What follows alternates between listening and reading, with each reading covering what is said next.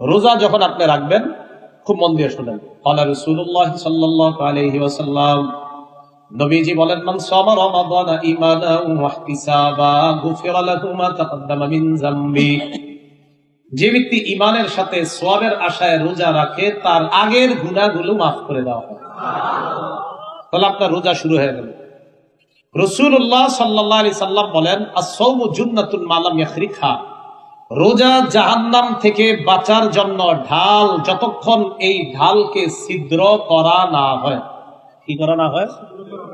বলেন, আমার আপনার রোজা জাহান্নাম থেকে বাঁচার ঢাল যদি কি করা না হয়? সাহাবারা প্রশ্ন করলেন, ইয়া রাসূলুল্লাহ, রোজা আবার ছিদ্র হয় কিভাবে? আল্লাহ নবী বললেন, দুইটা অপরাধের মাধ্যমে রোজা ছিদ্র হয়ে যায়। এক নাম্বার মিথ্যা কথা, দুই নাম্বার গীবত। মিথ্যার কারণে রোজা ছিদ্র হয়ে যায়, গীবতের কারণে রোজা ছিদ্র হয়ে যায়। মানুষ মিথ্যা বলে জিহ্বা দিয়ে, গীবত করে মানুষ জিহ্বা দিয়ে। পুরা ফলাফল যদি আপনি আমি মিলাই, তাহলে আমাদের সামনে ফলাফল দাঁড়িয়ে যায়, রোজা নামক ঢাল ছিদ্র হয়ে যায় আমাদের শরীরের একটা অঙ্গের কারণে। এই অঙ্গটার নাম হলো জিহ্বা। বলেন কি নাম? সাহারি খাই কি দিয়া? জিহ্বা। ইফতারি করি কি দিয়া?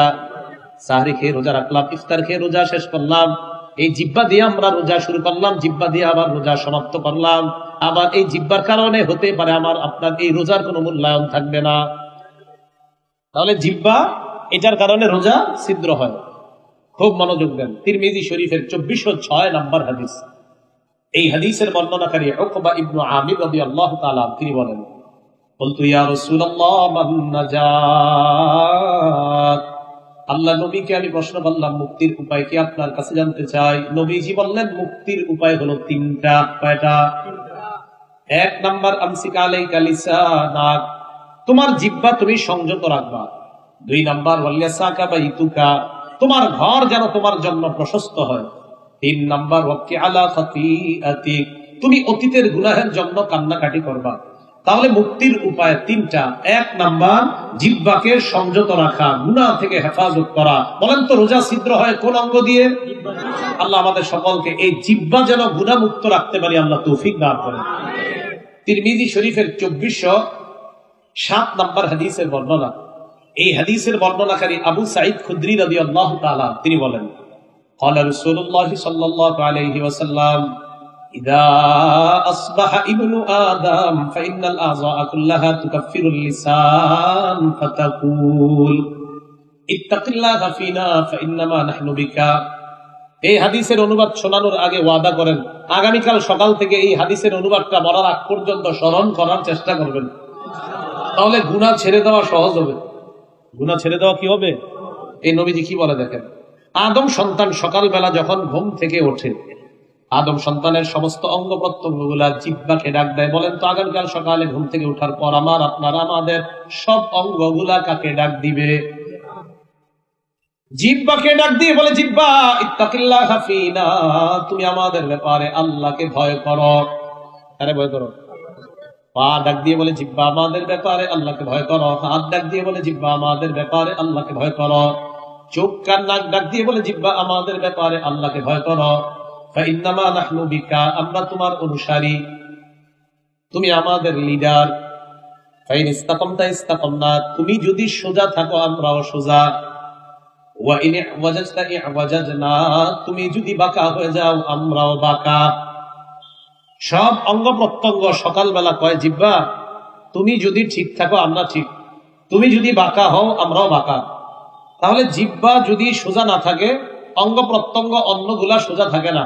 জিহ্বায় কয় সুদের টাকা আনো, পা হেঁটে আনতে যায়, হাত গিয়ে সুদের টাকা স্পর্শ করে। হাত পা বলে, জিহ্বা তুমি যদি বাঁকা অর্ডারটা না দিতা, তো আমি পা এই বাঁকা পথে পা বাড়াইতাম না, আমি হাত এই বাঁকা জিনিসটা ছুঁয়ে দেখতাম না। তাহলে বলেন তো, প্রতিদিন সকালে আমাদের অঙ্গ কারে ডাক দেয়? জিহ্বাকে ডাক দিয়ে কারে ভয় করতে কয়? রোজা নামক ঢাল ছিদ্র হয় কোন অঙ্গের কারণে? জিহ্বার অপরাধ থেকে আল্লাহ বাঁচার তৌফিক দান করেন। তিরমিজি শরীফের 2408 নম্বর হাদিসের বর্ণনা। এই হাদিসের বর্ণনাকারী সাহাবী সাহল ইবনে সাদ রাদিয়াল্লাহু তাআলা তিনি বলেন, ক্বালা রাসূলুল্লাহ সাল্লাল্লাহু আলাইহি ওয়াসাল্লাম, মান ইয়াতাকাফফালু লি মা বাইনা লাহইহি ওয়া মা বাইনা রিজলাইহি আতাকাফফালু লাহু বিল জান্নাহ। যে ব্যক্তি তার দুই চোয়ালের মাঝে জিহ্বা আর 2 রানের মাঝে লজ্জাস্থান, এই 2টা জিনিস গুনাহ থেকে বাঁচার নিশ্চয়তা আমাকে দিয়ে দেয়, আমি নবী তাকে জান্নাতে নেওয়ার জিম্মাদার হয়ে যাব। তিরমিজি শরীফের 2409 নম্বর হাদিসের বর্ণনা। عن أبي هريرة رضي الله تعالى عنه قال قال رسول الله صلى الله عليه وسلم من وقاه الله شر ما بين لحييه وشر ما بين رجليه دخل الجنة। কোন ব্যক্তিকে যদি আল্লাহ জিহ্বার অনিষ্টতা থেকে বাঁচায় আর লজ্জাস্থানের অনিষ্টতা থেকে বাঁচায়, এই ব্যক্তি মারা যাবে, জান্নাতে প্রবেশ করবে। তাহলে বলেন তো, জান্নাতে যাওয়ার জন্য রাসূল কয়েকটা অঙ্গের গুনাহ থেকে বাঁচতে বললেন। 1 নম্বর কোন অঙ্গ? রোজা ছিদ্র হয় কোন অঙ্গের কারণে? এই জন্য জিহ্বার গুনাহ থেকে আমরা বাঁচার চেষ্টা করবো, আল্লাহ তৌফিক দান করেন। অনেকে নিয়ত করে রাখছে রমজানটা আসলেই কে কিভাবে লাভবান হতে পারবে, এই নিয়তে আছে। একদল নিয়তে আছে আমি কিভাবে আমলে লাভবান হব, আর বেশিরভাগই নিয়তে আছে এই রমজানে আমার লুঙ্গি ব্যবসায় কিরকম লাভ হইতে পারে। তো প্রত্যেকেই কিন্তু এই জিহ্বারে নিয়ে একটা গর্বে আছে এখন, যে জিহ্বার কারুকার্য দেখাতে হবে রমজান। কিসের কারুকার্য? জিহ্বার শিল্প। জিহ্বার শিল্প দেখাবে রমজানে। কি? এটা দিয়ে যে কত প্রকারে, কত ভাবে, নানান রকমের মিথ্যা কিভাবে বের হয়, এটা প্রতিযোগিতা চলবে রমজানে। কারণ টার্গেট তো আছে, যে এই পরিমাণ একটা টার্গেট তো আছে রমজানে। তো টার্গেট ফিল আপের জন্য ব্যবহার করবে কাকে বলেন? এটাকে ব্যবহার করবে। রাসূল বলেন তোমার জিহ্বা তোমার রোজারে কিন্তু সিদ্ধযুক্ত করে দিবে, এটা মাথায় রেখো। সারাদিন জিহ্বারে এদিক সেদিক নাড়ায়া ইফতারির আগে ভিআইপি চকবাজার থেকে ইফতারি আইনা ব্যবস্থা, শানদার ইফতারি করলা। উম্মত একটু চিন্তা করো, যেই রোজা সারাদিন রাখলা, এটা কি তোমার জাহান্নাম থেকে বাঁচার কারণ হয়েছে কিনা, এখনই তোমার ভাবার বিষয়। তিরমিজি শরীফের 2410 নম্বর হাদিস। এই হাদিসের বর্ণনাকারী সুফিয়ান ইবনে আব্দুল্লাহ আস-সাকাফি রাদিয়াল্লাহু তাআলা, তিনি বলেন আমি নবীজিকে প্রশ্ন করলাম, মা আখওয়াফু মা তাখাফু আলাইয়া ইয়া রাসূলুল্লাহ, হে আল্লাহর রাসূল, আমার জন্য সবচেয়ে ক্ষতিকর, সবচেয়ে ভীতিকর, সবচেয়ে ভয়ঙ্কর বিষয় আপনি কোনটাকে মনে করেন? নবীজি কি করলেন দেখেন। ফাআখাযা বিলিসানি নাফসিহি, নবী নিজের জিহ্বা মুবারক ধরলেন, ধরার পর বললেন হাযা, এটা। কি বললেন? এটা। এটা আমি তোমার জন্য সবচেয়ে ভীতিকর, ক্ষতিকর, বিপজ্জনক মনে করি। তাহলে বলেন তো, আমাদের জন্য সবচেয়ে বিপজ্জনক অঙ্গ রাসূল কোনটাকে মনে করেন? রোজা ছিদ্র করে কোন অঙ্গ? জিহ্বা। মানুষ জাহান্নাম থেকে বাঁচতে পারবে কোন অঙ্গের গুনাহ থেকে বাঁচলে? জিহ্বা। এবার তিরমিজি শরীফের 2616 নম্বর একটা হাদিস শোনেন। হাদিসের শেষের দিকে একটা বিষয় আছে যেটা খুব ইন্টারেস্টিং। লম্বা একটা ওয়াজ করবে নবীজি, করার পর শেষের দিকে একটা কথা বলবে। আগে ওয়াজটা শুনেন, কি ওয়াজ করে নবীজি। এই হাদিসের বর্ণনাকারী সাহাবী মুআয ইবনে জাবাল রাদিয়াল্লাহু তাআলা, তিনি বলেন রাসূলের সাথে এক সফরে ছিলাম আমরা। সফরে চলতে চলতে একদিন আমি নবীজির কাছাকাছি চলে গেলাম। কাছাকাছি যাওয়ার পর আমি নবীজিকে বললাম, আখবিরনি বিআমালিন ইউদখিলুনিল জান্নাহ ওয়া ইউবাইদুনি আনিন নার। হুজুর, আমারে আপনি এমন একটা আমল বলেন যে আমল আমাকে জান্নাতে প্রবেশ করাবে আর জাহান্নাম থেকে দূরে রাখবে, এমন কিছু আমল আমাকে বলেন। তো এই কথা বলার পর নবীজি কি বললেন দেখেন, লাকাদ সাআলতানি আন আযীমিন ওয়া ইন্নাহু লায়াসিরুন আলা মান ইয়াসসারাহুল্লাহ। তুমি খুব কঠিন একটা প্রশ্ন করছো। কি প্রশ্ন? উনি প্রশ্ন করছে, হুজুর আমারে এমন আমল বলেন যে আমল আমারে জান্নাতে নিবে, জাহান্নাম থেকে দূরে রাখবে। নবীজি বললেন তুমি কঠিন প্রশ্ন করছো, তবে এই প্রশ্নটা তার জন্য সহজ, যার জন্য আল্লাহ সহজ করে দেয়। নবীজি বললেন তা'বুদুল্লাহ লা তুশরিকু বিহি শাইআ, ইবাদত করবা, আল্লাহ শিরিক করবা না। 1 2 নাম্বার তুকিমুস সালাহ, নামাজ কায়েম করবা। 3 নাম্বার তুতিজ যাকাত, যাকাত আদায় করবা। 4 নাম্বার তাসুমু রমাদান, রমজানের রোজা রাখবা। 5 নাম্বার তাহুজ্জুল বাইতা, হজ করবা। কি করবা? আল্লাহ তাড়াতাড়ি হজ করার তৌফিক দান করেন। আল্লাহ তাড়াতাড়ি হজ যারা করেন নাই, খুব তাড়াতাড়ি হজ করার তৌফিক দান করেন। আল্লাহ আপনি কবুল করেন। খুব তাড়াতাড়ি সবাইকে হজে যাওয়ার তৌফিক দান করেন।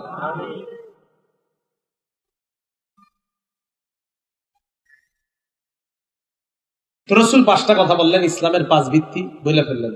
বলে ফেলার পর নবীজি সাহাবীকে বললেন, আলা আদুল্লুকা আলা আবওয়াবিল খাইর, আমি কি তোমাকে কল্যাণের দরজা সমূহের কথা বলবো না?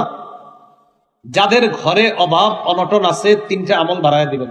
আমল আজকে থেকে 3 আমল বাড়ান, যাদের ঘরে অভাব অনটন, আপনার অভাব অনটন আল্লাহ দূর করে দিবে। বলেন কল্যাণের দরজা কয়টা? 3টা। বলেন কল্যাণের দরজা কয়টা? এই নবীজি সাহাবীকে বলেন। এক নাম্বার রোজা, এটা কল্যাণের দরজা। সোমবার বৃহস্পতিবার, মানে রমজান ছাড়া সোমবার বৃহস্পতিবার আর 13, 14, 15 আয়ামে বীজের রোজাগুলো রাখতে পারেন। তো কল্যাণের দরজা 1 নাম্বার রোজা। 2 নাম্বার সদাকা, সদকা করা। কি করা? সদকা করা। নবীজি বলেন সদকা কি জানো? as-সাদাকাতু তুতফিউল খাতিআ কামা ইউতফিউল মাউন নার। সদকা এমন এক ইবাদত, পানি যেমন আগুনকে নিভিয়ে দেয়, সদকা সদকাকারী ব্যক্তির গুনাহকে ধুয়ে মুছে সাফ করে দেয়। ধুয়ে মুছে সাফ করে দেয়। 3 নাম্বার ওয়াসসালাতুর রাজুলি মিন জাওফিল লাইল। রাতের বেলা তাহাজ্জুদ নামাজ। রাতের বেলা তাহাজ্জুদ নামাজ। কারো ঘরে যদি অভাব অনটন লাগে, যদি রমজান ছাড়া হয় তো নফল রোজা বাড়ায় দেন। 2 নাম্বার সদকা করেন। 3 নাম্বার আপনি তাহাজ্জুদ নামাজ পড়েন, আল্লাহকে বলেন। রাসূল বলেন এই 3টা হলো কল্যাণের দরজা। এই 3 ইবাদত কোন উম্মত করবে তো কল্যাণ তার জীবনে আসবেই আসবে। এটা বলার পর নবীজি তাকে বললেন, আলা উখবিরুকা বিরাসিল আমরি কুল্লিহি ওয়া আমুদিহি ওয়া যিরওয়াতুস সানামি। আমি কি তোমাকে প্রত্যেকটা জিনিসের মূল কোনটা এটা বলবো না? আর প্রত্যেকটা বিষয়ের খুঁটি কোনটা এটা কি বলবো না? আর প্রত্যেকটা জিনিসের সর্বোচ্চ চূড়া কোনটা এটা বলবো না? নবীজি কিন্তু একের পর এক ওয়াজ করতেছে ওনার। জি হুজুর বলেন। নবীজি বললেন রাসূল আমরি আল ইসলাম। প্রত্যেকটা জিনিসের মূলের নাম হলো ইসলাম। বলেন প্রতিটা জিনিস, আমাদের যে মুসলমানদের মূলের নাম কি? ইসলাম। ওয়া আমুদুহু আস-সালাহ। খুঁটির নাম নামাজ। বলেন খুঁটির নাম। ওয়া যিরওয়াতু সানামিহি আল জিহাদ। সর্বোচ্চ চূড়ার নাম হলো জিহাদ। বলেন সর্বোচ্চ চূড়ার নাম। এবার পরীক্ষা দেন, বলেন কল্যাণের দরজা কয়টা? 1 নাম্বার রোজা, 1 নাম্বার। 2 নাম্বার সদকা, 3 নাম্বার তাহাজ্জুদ। মূলের নাম কি? ইসলাম। মূলের নাম কি? খুঁটির নাম। খুঁটির নাম আর সর্বোচ্চ চূড়ার নাম। তাহলে আর কিছু বাকি আছে? নবীজি সব বলে ফেলছে না? নবীজি সাহাবীরে কয়, মুআজ এই সবগুলা ওয়াজ যে তোমারে করলাম এটার একটা স্বাদ নির্যাস আছে, এটাই তো তোমার এখনো বলিনি। এগুলা কি আছে? মুআজ ইবনে জাবালকে আল্লাহ রাসূল বললেন, আলা আদুল্লুকা আলা মালাকি যালিকা কুল্লি। এই যে এতক্ষণ তোমারে ওয়াজ করলাম, এই ওয়াজগুলা তোমার তখন ঠিক থাকবে যদি শেষের এই ওয়াজটা তুমি শোনো। এটাই যদি না শোনো তো উপরের গুলা তো ঠিক থাকবে না। জি হুজুর বলেন। আমসাকা আলা লিসানি। নবীজি নিজের জিহ্বা মুবারক ধরে বললেন, মুআজ কুফা আলাইকা হাযা। এটা নিয়ন্ত্রণ করবা, সব ঠিক থাকবে। বলেন রোজা ছিদ্র হয় কোন অঙ্গের কারণে? রাসূল কি বলতেছে দেখেন, এটা নিয়ন্ত্রণ করবা, মুআজ তোমার সব যত ইবাদতের ওয়াজ করলাম তখন সব ঠিক থাকবে। মুআজ ইবনে জাবাল রাদিয়াল্লাহু তাআলা আনহু বললেন, ইন্না লামুআখাযুনা বিমা নাতাকাল্লামু বিহি ইয়া রাসূলুল্লাহ। হুজুর কথার কারণেও কি আল্লাহ আমাদেরকে পাকড়াও করবে, আমাদেরকে ধরা হবে? ভাই কথাটা মন দিয়ে শুনেন কি বলছে। হুজুর কথার কারণেও কি আমাদেরকে ধরা হবে? নবীজি বললেন, হাল ইয়াকুবুন নাসা ফিন নারি আলা বুজুহিহিম আও আলা মানাখিরিহিম ইল্লা হাসাইদু আলসিনাতিহিম। বেশিরভাগ মানুষকে মাথাটা নিচের দিকে দিয়ে, পাগুলা উপরের দিকে দিয়ে, শুধুমাত্র মুখের অপরাধের কারণে মুখ থুবড়ে জাহান্নামে নিক্ষেপ করা হবে। তাহলে কোন অঙ্গের অপরাধে মানুষ বেশি জাহান্নামী হবে? বলেন কোন অঙ্গের অপরাধে? রোজা ছিদ্র হয় কোন অঙ্গে দিয়ে? মানুষ জাহান্নামী হয় বেশি কোন অঙ্গের কারণে? এই জন্য রাসূল বললেন, জিহ্বা দিয়ে তোমরা তোমাদের রোজা এটাকে ছিদ্রযুক্ত করে ফেলো না, এটাকে ছিদ্র করে ফেলো না। জিহ্বা দিয়ে সাহারি খাই, জিহ্বা দিয়ে ইফতার করি, হতে পারে জিহ্বার কারণে আমার রোজাটাই নষ্ট হয়ে যাবে। এই জন্য আল্লাহ আমাদের সকলকে রোজাটা যেন আমরা ত্রুটিমুক্ত ভাবে, তাহলে ইনশাল্লাহ এই রমজানের একটা রোজাকেও আমরা ছিদ্র করব না। রাজি আছেন সবাই ইনশাল্লাহ? তাহলে এই জন্য একটা অভ্যাস করতে হবে, কি ওই যে প্রথম থেকে এখন থেকে অভ্যাস, যে আমি জিহ্বাকে নিয়ন্ত্রণ করব। কিছু বলার আগে খালি ভাববেন এটা কি বলবো না বলবো না। আজকে থেকে ট্রাই করেন যে আমি কোনো বেহুদা কথা বলবো না। এখন থেকে ট্রাই করেন যে আমি বেহুদা কথা বলবো না। এইভাবে আপনি রমজান পর্যন্ত আপনি কাটান, দেখবেন রমজানে বেহুদা কথা না বলা আপনার জন্য সহজ হয়ে যাবে। রোজা রাখলেন, রাখার পর এবার ইফতারি করবেন। বলেন কি করবেন?